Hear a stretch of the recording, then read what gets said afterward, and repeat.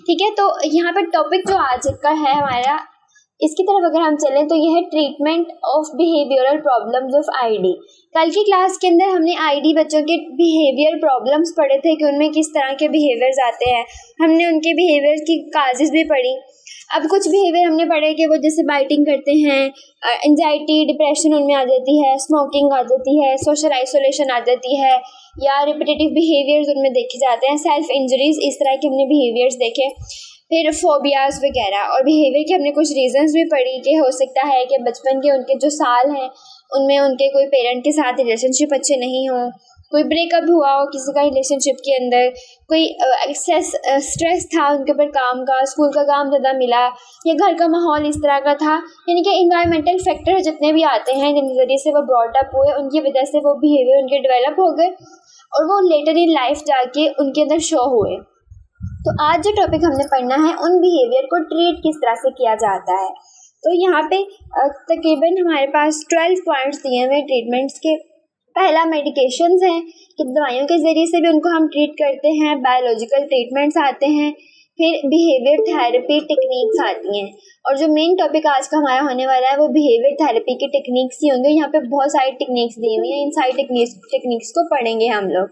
ठीक है, मुझे एक बार आप लोग बता दें अगर आप लोगों को स्क्रीन बिल्कुल क्लियर नज़र आ रही है सब लोगों को, और मेरी वॉइस सब लोगों को क्लियर है, बैकग्राउंड नॉइस अगर आ रही है तो मुझे वो भी बता दें ताकि मैं अभी से रिमूव कर दूँ। चलिए स्टार्ट करते हैं। सबसे पहला जो कि बिहेवियर प्रॉब्लम को सॉल्व करने का जो तरीका है वो है मेडिकेशंस, कि दवाइयों के ज़रिए से हम लोग बिहेवियर को किस तरह से ट्रीट करते हैं। अब इसमें दवाइयाँ आ जाती हैं जैसे कि एंटी डिप्रेसेंट, जो कि डिप्रेशन को दूर करने के लिए हम यूज़ करते हैं। यहाँ पे उनके नाम भी दिए हुए हैं, क्लोमिप्रामीन, सिलेक्टिव सेरोटोनिन रीअपटेक। और मेडिकेशंस यूजुअली जो होती हैं, अब हमारी एक होती है साइकोथेरेपी, और हमारी ये जो साइकोलॉजिस्ट के पास हम जाके अपना ट्रीटमेंट कराते हैं। तो जो साइकोलॉजिस्ट होते हैं वो आपको मेडिकेशंस रिकमेंड नहीं करते। जब आपके पास आपने साइकोलॉजिस्ट के पास गए, उसने आपको बिहेवियर थेरेपीज अप्लाई की, आपके पर जब थेरेपी काम नहीं करती, उसके बाद में जाके एंड पे जाके मेडिकेशंस दी जाती हैं यूजुअली। ठीक है, रिमशा भी आ गई हैं। तो एंटी डिप्रेसेंट्स जो कि डिप्रेशन के लिए यूज़ किए जाते हैं, इसको SSRI भी कहते हैं। अभी एक होती क्या है कि इस तरह की मेडिकेशंस होती हैं जो हमारे ब्रेन के अंदर जाके ऐसे केमिकल्स को प्रोड्यूस करती हैं जो कि हमारे मूड को अच्छा करते हैं, हमारे बिहेवियर को मेंटेन करते हैं हमारी बॉडी में। जैसे ये सेरोटोनिन है, इस तरह डोपामीन है, हार्मोन्स बहुत सारे होते हैं। यूजुअली जो डिप्रेशन एंजाइटी होती है ये हमारे ब्रेन के केमिकल की मिसबैलेंस की वजह से ही होती है। कोई केमिकल ज़्यादा हो गया, उस वजह से कोई डिप्रेशन एंजाइटी ऐसा बिहेवियर आया, या ब्रेन का कोई केमिकल कम हो गया। तो जो मेडिकेशंस होती हैं, ब्रेन के अंदर जो रिलीज़ होने वाले केमिकल्स होते हैं उनके जो अमाउंट है, जो उनकी रेशियो है, उसको जाके बैलेंस करती होती है। उसको बैलेंस करने से आपका जो बिहेवियर के प्रॉब्लम्स हैं, आपके जो मूड के प्रॉब्लम्स हैं वो सॉल्व हो जाते हैं। ठीक, फिर नेक्स्ट है एंटी एंजाइटी मेडिकेशंस। बिल्कुल उसी तरह से कि एंजाइटी को ट्रीट करने के लिए यूज़ होती होंगी। इनके नाम भी दिए हुए हैं, बेंजोडायजेपिन, बिस्प्रोन और बीटा ब्लॉकर्स वगैरह। ठीक है, फिर मूड स्टेबलाइजर्स आ जाते हैं मेडिकेशंस। ये अब इनके नाम है, इतना इंपॉर्टेंट नहीं है।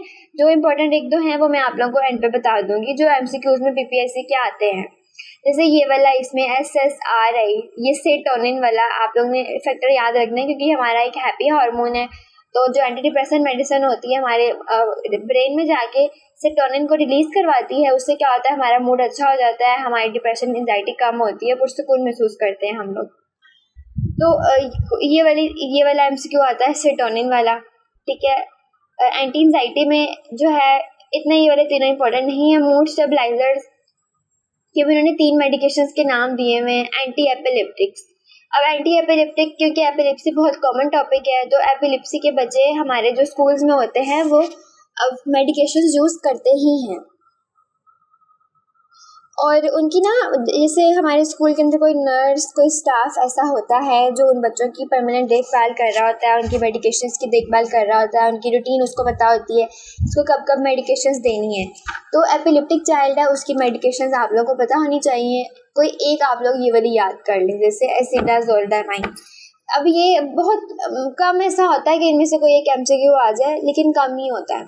और एंटी साइकोटिक्स, कि आपके जो साइकोलॉजिकल इश्यूज हैं, आपके ब्रेन के जो एक्टिविटी के जो इश्यूज हैं, आपकी नेगेटिव थॉट्स जो आ रहे हैं, ठीक है, उनको ट्रीट करने के लिए जो पुरसकून करने वाली मेडिकेशंस होती हैं वो वाली। फिर ओपियोइड एंटागोनिस्टिक्स। अब ओपियोइड एंटागोनिस्टिक जो होती हैं ये भी हमारे सुकून के लिए ही होती हैं, ठीक है। अगर आप एंटागोनिस्टिक को सर्च करेंगे ना, ये बेसिक एंटी इन्फ्लामेटरी मेडिकेशंस होती हैं जो हम यूज़ करते हैं। ये सेल्फ इंजरियस बिहेवियर के लिए हैं और साइकोस्टिमुलेंट्स फॉर ADHD। अब ये ADHD वाला जो ये वाला नाम है, ये वाला इंपॉर्टेंट है, ये आपके पास पेपर के MCQs में आया हुआ है, और बाकी इंपॉर्टेंट नहीं है। यहाँ पे बस एंटी एंजाइटी, एंटी डिप्रेशन के नाम, और ये टॉपिक भी इतना कोई खास इंपॉर्टेंट नहीं है, ठीक है। सिर्फ ये चीज़ आप लोगों को पता होनी चाहिए कि मेडिकेशंस भी हम लोग यूज़ करते हैं, लेकिन जैसे स्पेशल एजुकेशन है, हमारे जो बच्चे होते हैं, एक स्पेशल चाइल्ड है, लेट्स सपोज डाउन सिंड्रोम है, ऑटिस्टिक चाइल्ड है, ये ADHD चाइल्ड है, उनकी डिसेबिलिटी जो होती है उसकी कोई मेडिकेशन नहीं होती। डिसेबिलिटी को ट्रीट नहीं किया जा सकता, वो सिर्फ मैनेजेबल होती है, कि हम लोग उसको मैनेजेबल बना दें कि बच्चा अपनी डिसेबिलिटी के साथ भी अपनी ज़िंदगी गुजारना सीख जाए। अब ऐसा नहीं है कि कोई डिसऑर्डर है, बच्चे को था, हमने उसको दवाई दी और उसका डिसऑर्डर ठीक हो गया। उसको एपिलेप्सी थी, अब हमने उसको मेडिकेशन दी तो उसको एपिलेप्सी ठीक हो गई, नहीं। मेडिकेशन सिर्फ उस डिसऑर्डर के अंदर जो सिम्टम्स हैं उनको ट्रीट करने के लिए दी जाती हैं। जैसे आपके सर में दर्द है, किसी के पेट में दर्द रहता है, किसी को स्टमक के इश्यूज़ रहते हैं तो उसको उस चीज़ की मेडिसिन दी जाएगी। किसी की नज़र कमज़ोर है तो उसको आई साइड वाली मेडिसिन दी जाएगी। अच्छा, और ना अवॉइड क्या करें आप लोग, पर्सनल मैसेज, ठीक है, ग्रुप में कर दिया करें। वो फिर मुझे भूल जाते हैं, ग्रुप्स इतने ज़्यादा होते हैं, मैसेज नीचे चले जाते हैं, फिर बच्चे भी बुरा मानते हैं, मुझे भी नहीं पता चलता। तो अब जैसे एक बच्चा है, आईडी का बच्चा है, अब उसको एपिलेप्सी है, तो आईडी का कोई ट्रीटमेंट नहीं है, लेकिन एपिलेप्सी का भी ट्रीटमेंट नहीं है, लेकिन जो उसको फिट्स हो रहे हैं उनको ट्रीट करने के लिए हम लोग मेडिसिन देंगे। यानी कि मेडिसिन किसी भी जो डिसऑर्डर होता है उसकी नहीं होती, सिर्फ जो सिम्टम्स होती हैं उनको ट्रीट करने के लिए मेडिकेशंस दी जाती हैं, जो कि परमानेंट नहीं होती, सिर्फ एक जैसे होता है ना इमरजेंसी यूज़ के लिए होती हैं, और कुछ जो होती है लाइफ टाइम के लिए यूज़ करनी पड़ती है। जैसे ADHD का बच्चा हमारे पास है तो उसको हम लोग साइकोस्टिमुलेंट्स जो हैं वो उसको परमानेंट हमें देने पड़ते हैं। क्यों देने पड़ते हैं? उसकी हाइपर एक्टिविटी को कम करने के लिए। ADHD वाले बच्चे जो होते हैं वो घर से उनके पेरेंट्स उनको मेडिसिन दे के भेजते हैं, जो कि उनको पुरसकून रखती हैं। उस वजह से उनको नींद बहुत ज़्यादा आती है, क्योंकि वो नींद की दवाइयाँ यूजुअली होती हैं, और फिर वो दिन में सोए रहते हैं क्लासरूम के अंदर। तो जैसे आप लोग स्कूल में जाएंगे आप लोगों को पता चल जाएगा कि बच्चों की सिम्टम्स कौन कौन सी। डाउन सिंड्रोम के बच्चे हैं, अब उनकी सेहत बहुत ख़राब रहती है, उनको तीसरे चौथे दिन को बुखार हो जाता है, तो उनको कोई ना कोई मेडिकेशंस लगी हुई होती हैं, ठीक है। आगे जो हमारा मेन है ना, ये वाला बिहेवियर वाला ही है, बाकी छोटे मोटे ट्रीटमेंट है। मेडिकेशंस के अलावा कुछ बायोलॉजिकल ट्रीटमेंट्स होते हैं जो किए जाते हैं। जैसे बायोलॉजिकल ट्रीटमेंट पहला आता है फोटोथेरेपी। अब फोटोथेरेपी नाम से इसके दो वर्ड शो हो रहे हैं कि फोटो का मतलब होता है लाइट और थेरेपी का मतलब होता है एक पूरा ट्रीटमेंट, इसको लाइट थेरेपी भी कहते हैं। अब इसके अंदर क्या ट्रीटमेंट की जाएगी? लाइट के ज़रिए से। अब उसको जैसे छोटे बच्चे पैदा होते हैं, हमने देखा होगा उनको ना 2-3 दिन रख देते हैं वो इनक्यूबेटर के अंदर या फोटो रोशनी में रख देते हैं। उन बच्चों को रखा जाता है जिनको जॉन्डाइस होता है, यरकान होता है, उनको स्किन का कलर उनका येलो है, पैदा हुए हैं, तो उनको 2-3 दिन फोटोथेरेपी दी जाती है, जो हम कहते हैं कि शुआएं लगवा रही हैं, ऐसी चीज़ें। तो आईडी बच्चों को कई ट्रीटमेंट्स करने के लिए उनको फोटोथेरेपी दी जाती है, जिसको लाइट थेरेपी भी कहते हैं। बच्चे को क्या कहा जाता है कि लाइट के अंदर उसको रखा जाता है, उसको लाइट का एक्सपोजर कराया जाता है। और यूजुअली ये स्किन डिसऑर्डर्स हो, कोई जैसे आपको येलो स्किन है आपकी पैदा होते हुए, या ब्लू स्किन हो, तो इस तरह की चीज़ों को ट्रीट करने के लिए किया जाता है। और इसकी जैसे UV लाइट्स होंगी या जो भी ऐसी लाइट्स, और ये जो लाइट्स होती हैं फोटो लाइट होती है, ये बच्चे की बॉडी के ऊपर कोई इन्फ्लामेशन है, कोई उसकी बॉडी पे पेन है, कोई इचिंग है, उसको कम करती है ये। उनके पास स्पेशल LED लाइट्स होंगी या फिर लाइट एमिटिंग ब्लैंकेट्स वगैरह होते हैं। इस तरह की चीज़ें जो बस लाइट में थोड़ी देर के लिए बच्चे को रखते हैं, और बस इतनी सी बात है। ये फोटोथेरेपी सिंपल सा प्रोसीजर है। उसके बाद आता है डाइटरी मॉडिफिकेशंस। अब ये भी ट्रीटमेंट है आईडी बच्चों के लिए। फूड प्लान, जैसे हमारे पास एक बच्चा है, ऑटिस्टिक बच्चा, अब उसके लिए हम लोग ऐसी डाइट चूज़ कर सकते हैं जो उसको उसके सिम्टम्स को कम कर देगी। बल्कि हमारे कई स्पेशलिस्ट ऐसे हैं जो सिर्फ डाइट के ज़रिए से ही इलाज कराते हैं। जैसे अगर एक कीटो डाइट होती है, अगर मैं उसकी एग्जांपल दूं कि बच्चे की डाइट के ज़रिए से, एक कोई बच्चा है ना जैसे आईडी का बच्चा, उसमें स्पीच डिले है, तो अब जो डाइटिशियंस होते हैं वो ऐसी डाइट बताते हैं जिससे बच्चा बोलना जल्दी शुरू कर देगा, उसका स्पीच डिले इफेक्ट होगा। किसी आईडी बच्चे को जैसे डाउन सिंड्रोम में हम लोगों ने सिलिक डिजीज़ पढ़ी हुई है, अभी डाउन सिंड्रोम में से पढ़ना है, इंशाल्लाह पढ़ेंगे वो भी जल्द। तो सिलिक डिजीज़ में भी डाइटरी मॉडिफिकेशंस दी जाती हैं जिसको ट्रीट करने के लिए। किसी को हार्ट की प्रॉब्लम है तो डाइटरी मॉडिफिकेशन, और कई हमारे डाउन सिंड्रोम के बच्चे या वैसे भी बच्चे होते हैं, आपने देखा होगा उनको गंदम से एलर्जी होती है, ग्लूटेन से एलर्जी होती है, उनकी भी डाइटरी मॉडिफिकेशंस होती हैं। तो डाइटरी मॉडिफिकेशंस यानी कि उनकी जो रोज़मर्रा की डाइट है, खाना है, उसमें तब्दीलियाँ ला के उनको एक प्रॉपर फूड चार्ट बना के दिया जाता है डॉक्टर्स की तरफ से, जो उनकी सिम्टम्स को, जो उनकी बिहेवियर्स हैं उनको ट्रीट करते हैं। अब यहाँ पे एक बहुत कॉमन सी एग्जांपल है कीटो डाइट की। कीटो डाइट बच्चों के लिए यूज़ होती है जिनको एपिलेप्सी होती है, जिनको मिर्गी वगैरह के दौरे पड़ते होते हैं। तो हम क्या करते हैं कि उनकी पहले एपिलेप्सी होती क्यों है? जब उनकी ब्रेन के अंदर एक्टिविटी ज़्यादा होती है, एनर्जी ज़्यादा आती है, तो ब्रेन की एनर्जी ज़्यादा होने की वजह से उनको वो झटका सा लगता है, ठीक है। तो हम लोग उनको कीटो डाइट बना के देते हैं। उसमें क्या होता है कि कार्बोहाइड्रेट्स आपने बिल्कुल कम कर देने हैं और जो लिपिड्स या फैट्स होने हैं वो आपने ज़्यादा कर देने हैं, क्योंकि सबसे जो लार्जेस्ट सोर्स ऑफ एनर्जी होता है वो कार्बोहाइड्रेट होता है। ये जो हमारा गंदम, ये आलू में कार्बोहाइड्रेट बहुत ज़्यादा होते हैं। तो कार्बोहाइड्रेट अगर वो ज़्यादा रहेंगे तो उनके अंदर एनर्जी ज़्यादा प्रोड्यूस होगी और उनको ज़्यादा वो दौरे वगैरह पड़ेंगे, फिट्स ज़्यादा होंगे।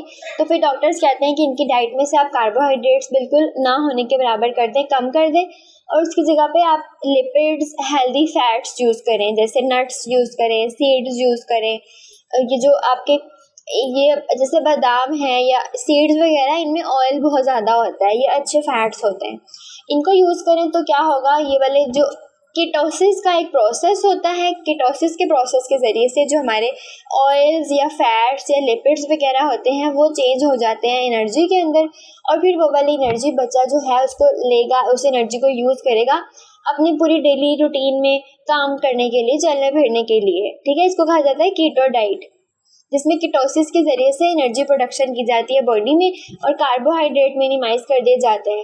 इसी तरह ADHD के बच्चे हैं, उनको भी इस तरह की डाइट रिकमेंड की जाती है जिस डाइट के ज़रिए से उनकी हाइपर एक्टिविटी को हम कंट्रोल कर सकें।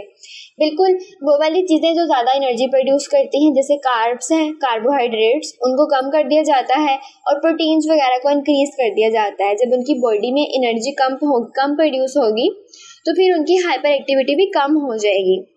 आपकी आवाज कट रही है। सबको कट रही है,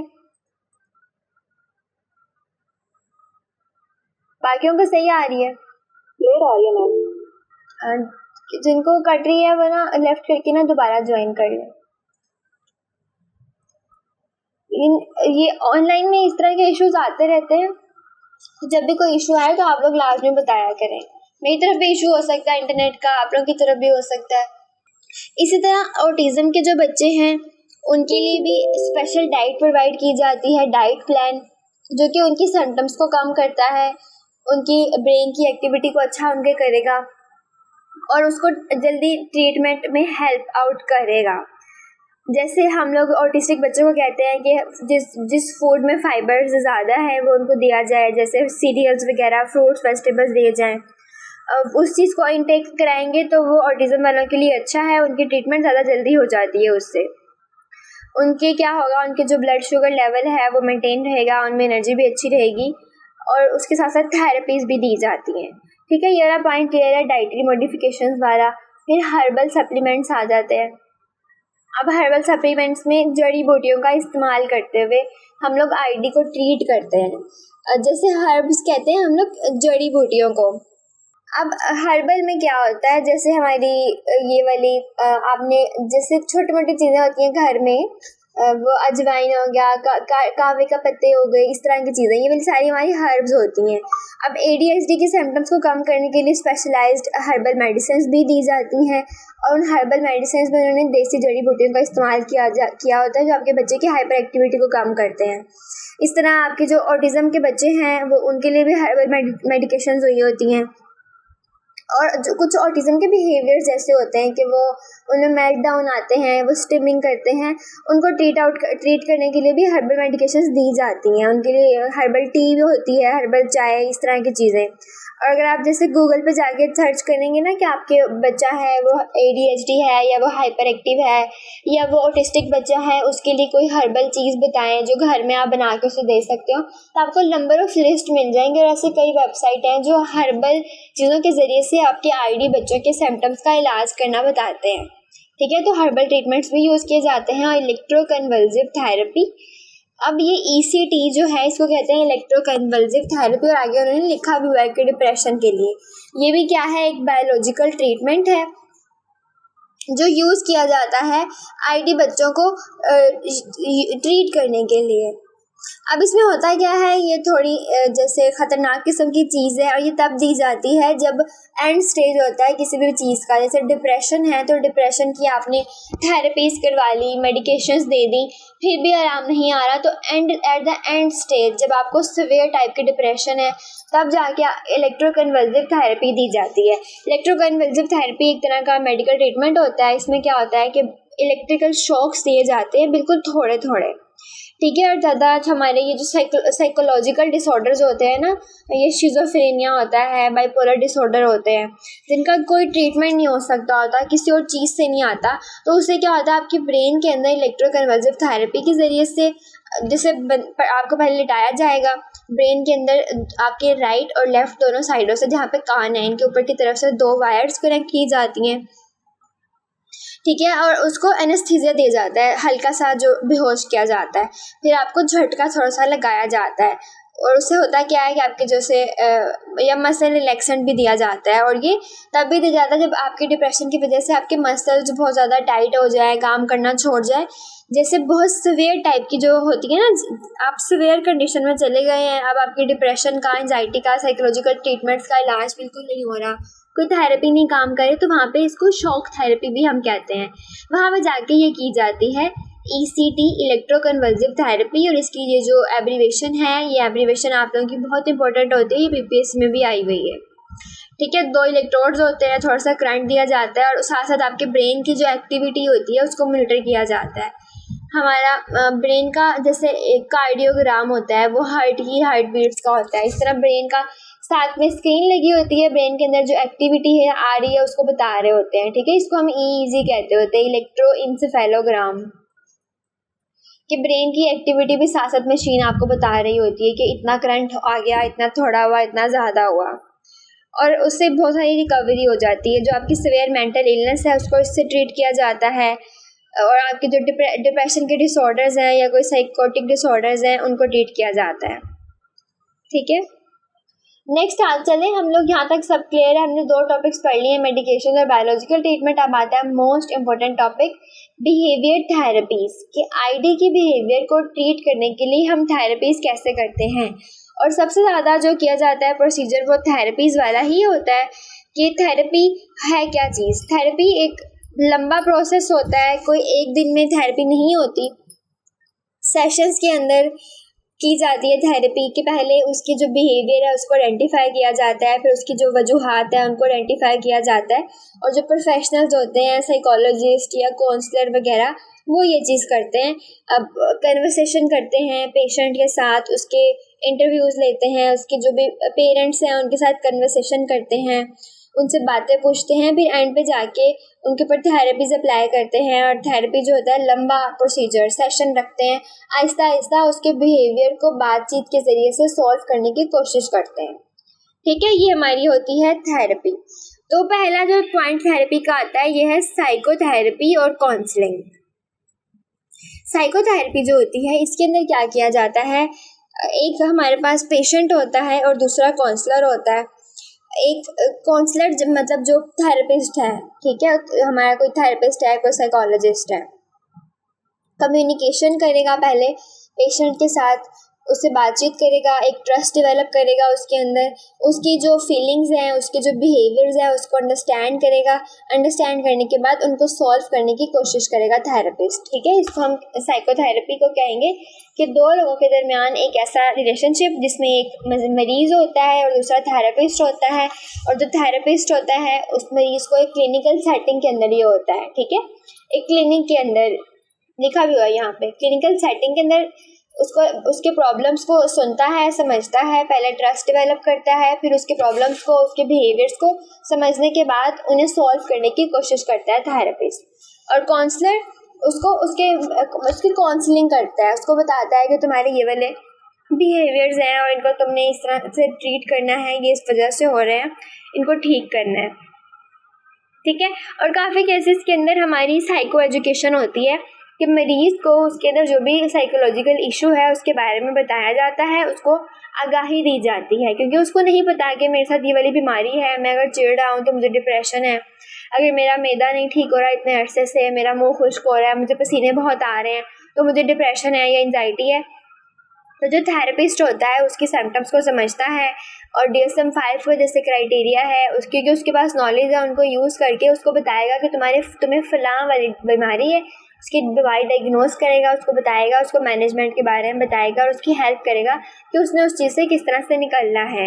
एक प्रॉपर बातचीत होती है, एक प्रॉपर पहले थेरेप्यूटिक रिलेशनशिप आपका डेवलप होता है, फिर उसके बाद आपकी वो स्ट्रेटजीज अप्लाई करना शुरू करता है उसकी मेंटल हेल्थ कंडीशंस को समझने के लिए और उसको ठीक करने के लिए।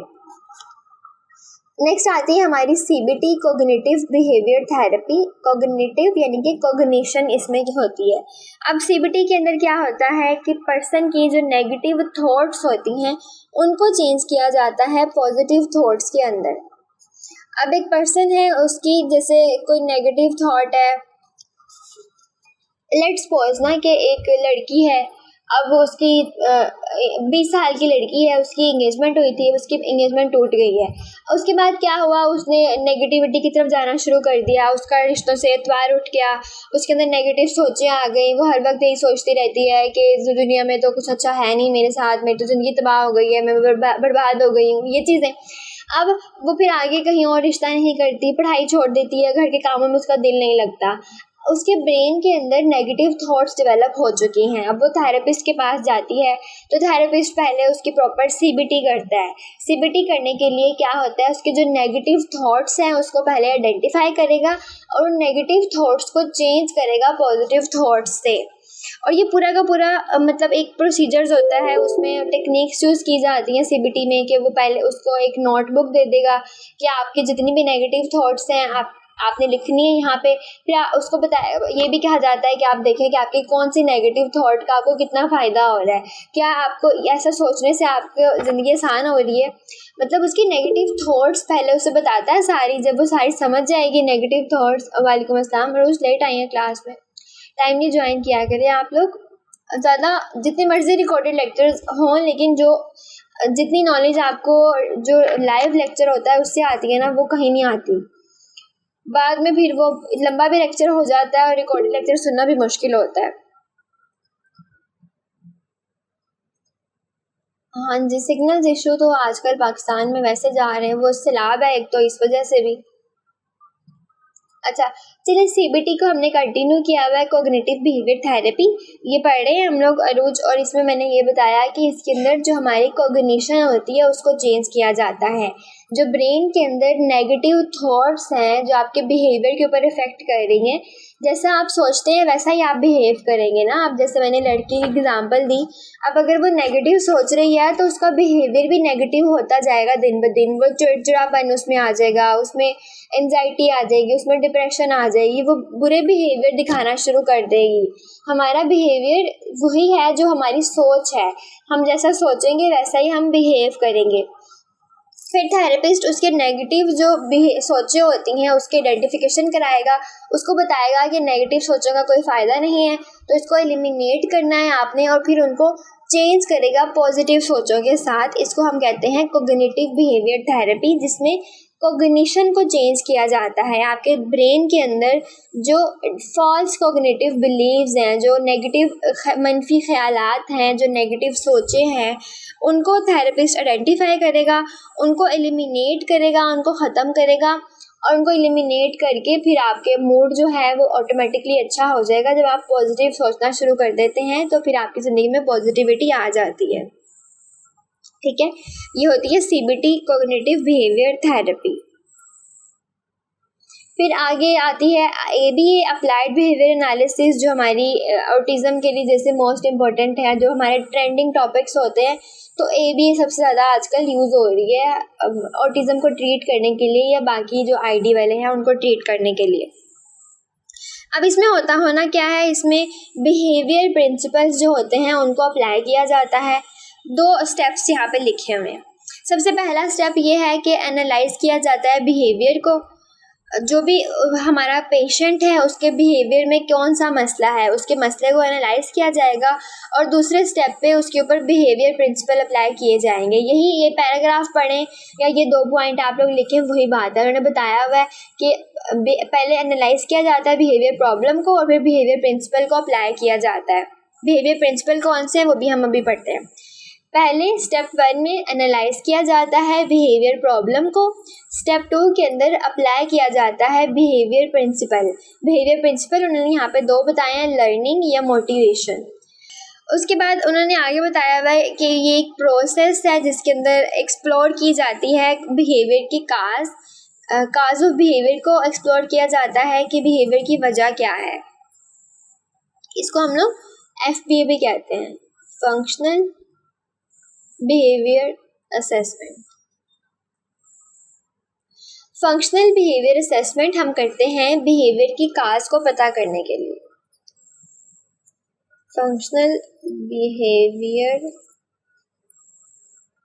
असेसमेंट, और मैं इसका कलर चेंज कर दूं,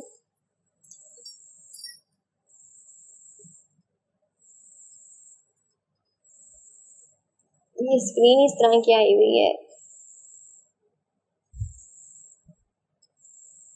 नजर आ रही है ये वाली आप लोगों को? फंक्शनल बिहेवियर असेसमेंट, इसको कहते हैं FBA। अब ये हम लोग करते हैं, वो वाला प्रोसीजर है, ये वाला प्रोसीजर किया जाता है to explore the cause of behaviour. Behaviour की जो वजह है उसको एक्सप्लोर करने के लिए, बिहेवियर को आइडेंटिफाई करने के लिए। अगर ID का बच्चा है, उसका बिहेवियर है, वो किस वजह से हो रहा है, वो क्यों हो रहा है, उसके पीछे वजह क्या है कि वो बिहेवियर अपना शो कर रहा है, उस चीज़ को आइडेंटिफाई हमने करना होता है। तो फिर हम लोग FBA करते हैं। जैसे लेट्स सपोज कि हमारी क्लास में एक बच्चा है और वो बाइटिंग कर रहा है, ठीक है। वो हर वक्त क्या करता है, अपने आप को बाइट करता रहता है, दूसरों को बाइट करता है, अपनी चीज़ों को बाइट करता रहता है, रेजर पेंसिल्स हर चीज़ को बाइट करता है। अब ये क्या है, उसका बिहेवियर है। अब हम लोगों ने अगर उसकी ABA करनी है तो ABA करने में सबसे पहले हम क्या करेंगे, उसके बिहेवियर की काज जो है उसको एक्सप्लोर करेंगे। उसके लिए हम करते हैं FBA, functional behaviour assessment. Functional behaviour assessment का मतलब है कि हम लोगों ने आइडेंटिफाई करना है बिहेवियर के पैटर्न्स को, कि बिहेवियर किस वजह से हो रहा है, उसके पीछे क्या रीज़न है। अब उसके पीछे क्या रीजंस हो सकती हैं, वो रीजंस हम लोग करते हैं ABA एनालिसिस के ज़रिए से, वो भी यहाँ पे मैं लिखती हूँ। यही पॉइंट में आप लोग कह रही थी कि आप लोग ने इनको राइट करना है, ABC एनालिसिस।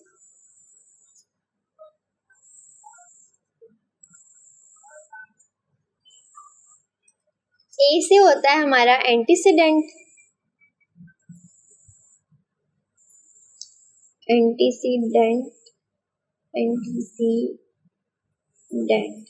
B से होता है बिहेवियर, कॉन्सिक्वेंस।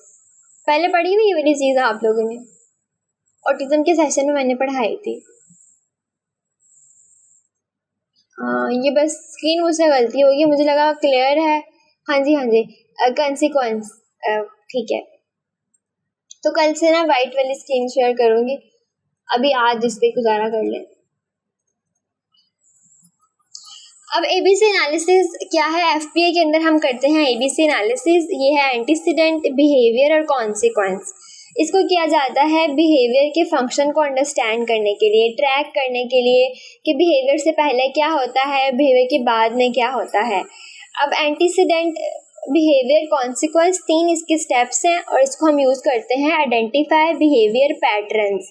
बिहेवियर के पैटर्न को आइडेंटिफाई करने के लिए यूज़ करते हैं। जैसे मैंने एग्जांपल ली कि एक बच्चा था, वो हमारा बाइटिंग करता है, उसके बिहेवियर का हम लोग FBA कर रहे हैं, तो हम लोग उसका ABC एनालिसिस करेंगे, उसकी पूरी रिपोर्ट बनाएंगे। हमने पहले देखना है एंटीसीडेंट कि बिहेवियर से पहले क्या हो रहा है, वो कब बाइटिंग करना शुरू करता है। क्या वो बाइटिंग तब करता है जब हम उसको कोई काम कहते हैं? क्या वो किसी काम से बचने के लिए बाइटिंग करता है? क्या वो बाइटिंग तब करता है जब उसको कोई भूख लगी हुई होती है? क्या वो बाइटिंग तब करता है अगर उसकी कोई, जैसे उसको कोई मुंह में पेन है इस वजह से करता हो, उसके दांत में पेन है इसलिए शायद वो बाइटिंग करता हो, या उसकी कोई वो सेंसरी स्टिमुलेशन है कि वो हाइपो सेंसिटिव बच्चा है और अपनी जो ओरल सेंस है, अपनी सेंस ऑफ टेस्ट है, उसको सेटिस्फाई करने के लिए वो बाइटिंग करता है, ये भी वजह हो सकती है। या फिर कई बिहेवियर जो होते हैं आईडी के बच्चे, वो अटेंशन गेन करने के लिए करते हैं। हो सकता है वो अटेंशन सीकर हो, हमारी अटेंशन लेने के लिए बाइटिंग करता हो, या किसी काम से बचने के लिए, किसी चीज़ को अवॉइड करने के लिए करता हो, या फिर ये भी हो सकता है कि हो सकता है उसको बोलना नहीं आता, वो बाइटिंग के ज़रिए से कम्युनिकेट करता हो।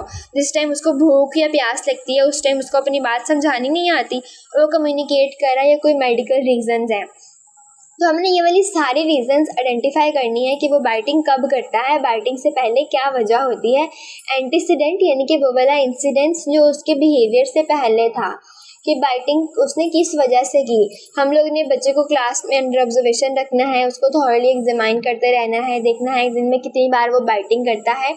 इसको एनेक्डोटल रिकॉर्ड भी कहा जाता है कि बच्चे का वक्तन फ़वक्तन कितनी बार उसने बोला बिहेवियर शो किया, कब कब शो किया, कैसे कैसे शो किया, उसकी पूरी डिटेल हम लिखें विद टाइमिंग और बिहेवियर की टाइमिंग कि 10 बजे उसने बाइटिंग की 2 मिनट के लिए, 11 बजे उसने फिर बाइटिंग की 3 मिनट के लिए, 1 बजे उसने फिर बाइटिंग की उसने 4 मिनट के लिए की, और उसने तब की जब उसको प्यास लग रही थी और उसको, क्योंकि वो नॉन वर्बल है, वो कम्युनिकेट नहीं कर पाता, तो फिर उसमें वो बाइटिंग करने लग जाता है।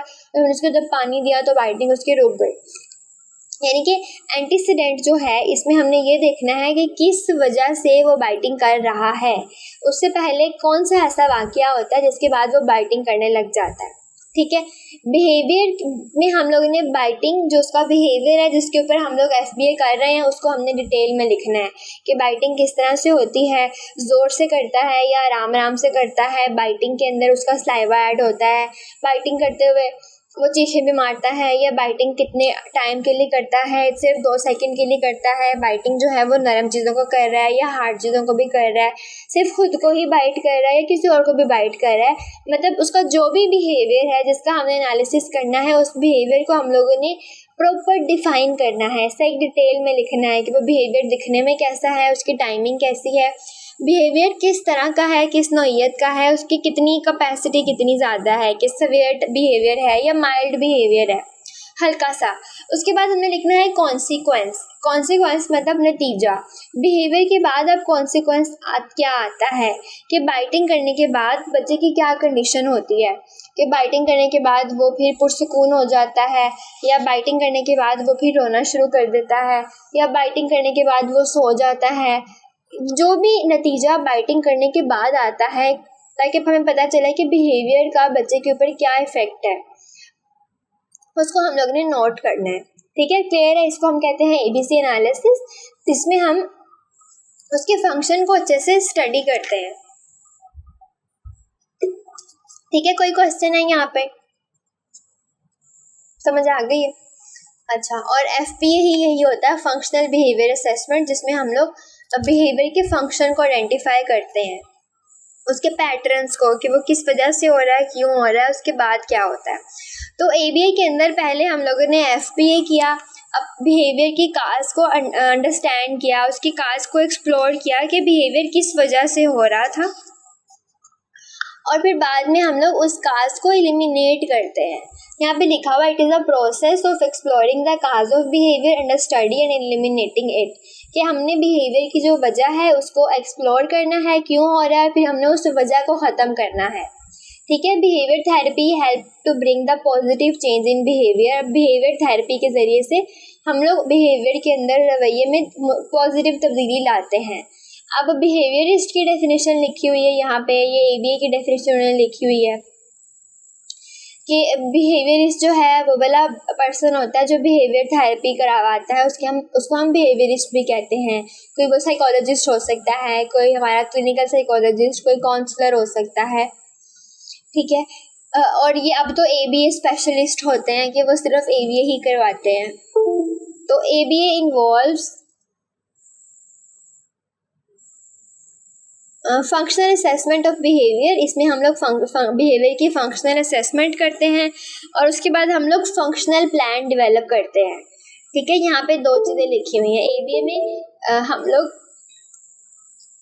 एक पहला पॉइंट क्या होता है कि फंक्शनल असेसमेंट की हमने आइडेंटिफाई किया कि फंक्शन क्यों था, किस वजह से था, फिर हम लोग फंक्शनल प्लान डेवलप करते हैं। ये वाला दूसरा यहाँ पे स्टेप आ जाता है कि इसमें 2 चीज़ें इंक्लूड होती हैं, फंक्शनल असेसमेंट और फंक्शनल प्लान डेवलपमेंट। फिर हम लोग पूरा प्लान डेवलप करते हैं कि हम लोगों ने उस बिहेवियर को किस तरह से रिड्यूस करना है, उसकी जो वजूहात है, ये वाली रीज़न थी, इस वजह से वो बिहेवियर हो रहा था, हमने उस रीजन्स को पहले ख़त्म करना है और वो पूरा का पूरा प्लान होता है। अभी बिहेवियर इंटरवेंशन प्लान भी मैं आप लोगों को पढ़ाऊँगी।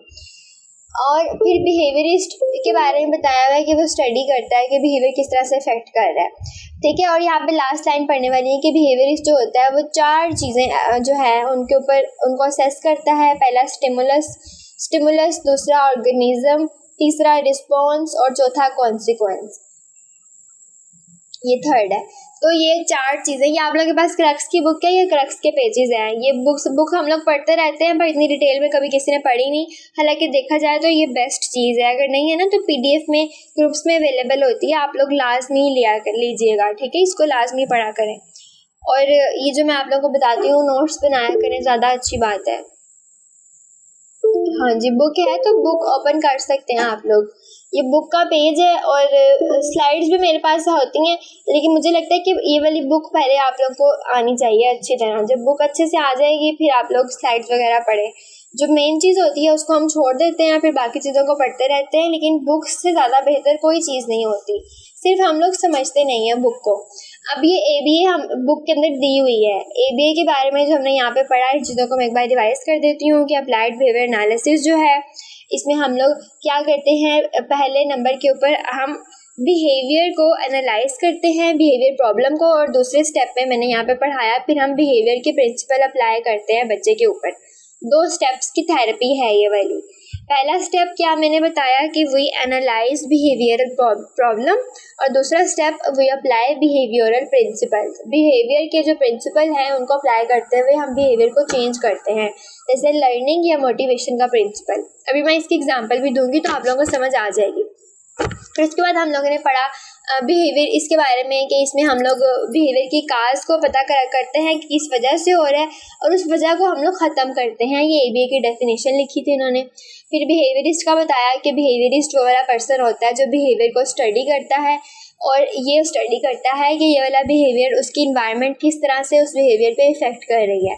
और लास्ट में उन्होंने जो लाइन लिखी हुई है उन्होंने यही बताया हुआ है कि जो एक बिहेवियरिस्ट होता है वो पर्सन जिसने बिहेवियर चेंज करना होता है वो 4 चीज़ों के ऊपर काम करता है, 4 चीज़ें असेस करता है। पहला स्टिमुलस कि बिहेवियर किस वजह से हो रहा है, उसको क्या चीज़ काज क्या कर रही है, क्या चीज़ उभार रही है, basically antecedent of the behaviour कि बिहेवियर की काज क्या है। फिर ऑर्गेनिज्म पर्सन के बारे में डिटेल वो असेस करेगा कि वो किस तरह का है, ID है, ऑटिस्टिक है, ADHD है, उसकी तमाम क्वालिटीज़ वगैरह। फिर रिस्पॉन्स कैसा दे रहा है वो वाला पर्सन उस बिहेवियर के ऊपर और कॉन्सिक्वेंसेस नतीजे क्या आ रहे हैं, ये वाली चीज़ें जो बिहेवियरिस्ट होता है वो असेस करता है। और यहाँ पे 2 पॉइंट्स और मैंने पढ़ाए कि ABA के अंदर हम लोग जो 2 चीज़ें इंक्लूड होती हैं, एक फंक्शनल असेसमेंट और दूसरी जो थी फंक्शनल प्लान डेवलपमेंट। पहले बिहेवियर के फंक्शन को असेस किया, फिर उसके लिए एक प्लान डेवलप किया कि अब हमने उसको किस तरह से हैंडल करना है। अब एग्जांपल अगर छोटी सी मैं दूँ, अब ये ABA की आगे भी टाइप्स होती हैं, CBT की भी आगे बहुत डिटेल टाइप्स होती हैं। वो साइकोलॉजी जो हमारे साइकोलॉजी के स्टूडेंट्स होते हैं ना वो बहुत डिटेल में पढ़ते हैं।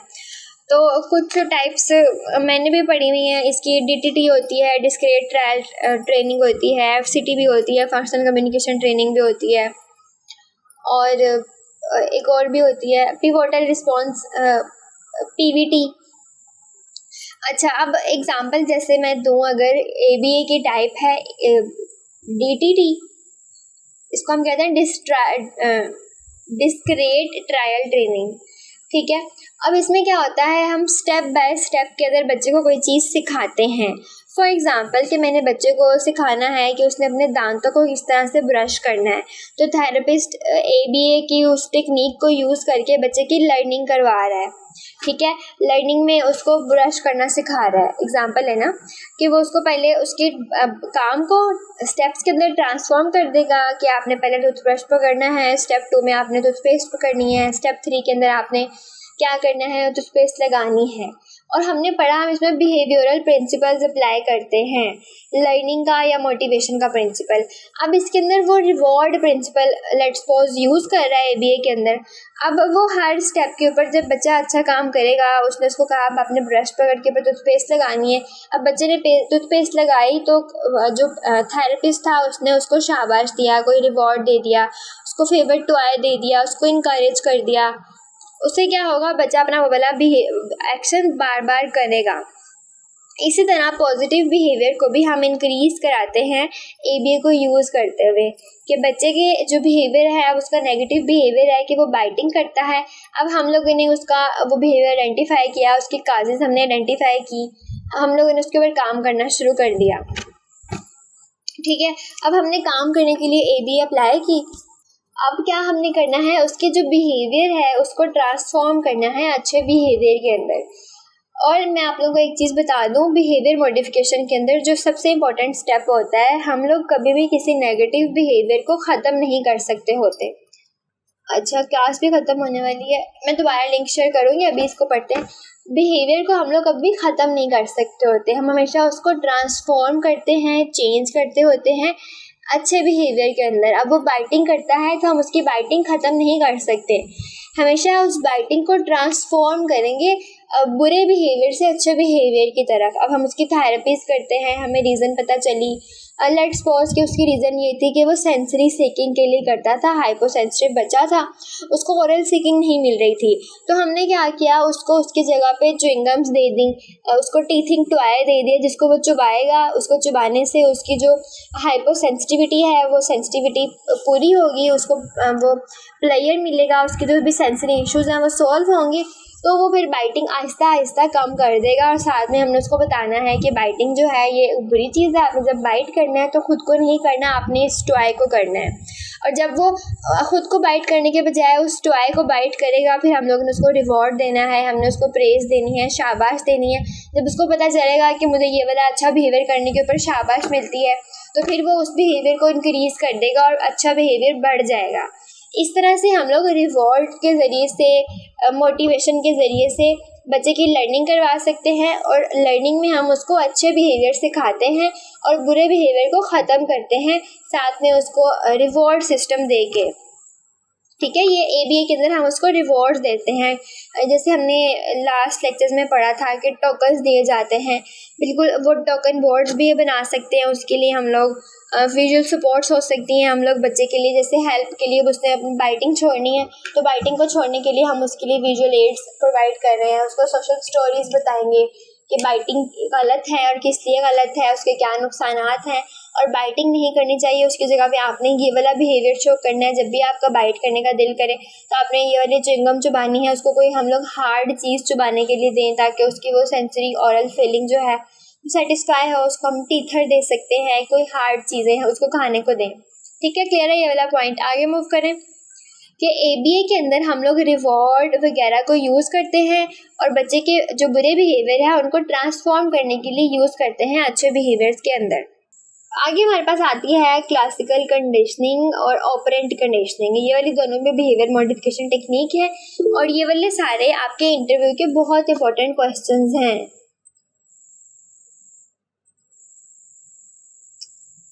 रिमशा, आप बोल के बता दें बजी क्लास के अंदर, मेरे लिए बहुत मुश्किल हो जाता है रोमन मैसेजेस पढ़ना, मुझे हाँ जी, आपकी क्लास में क्या है, एक बच्चा है? अच्छा, अटेंशन सीकर होगा ना?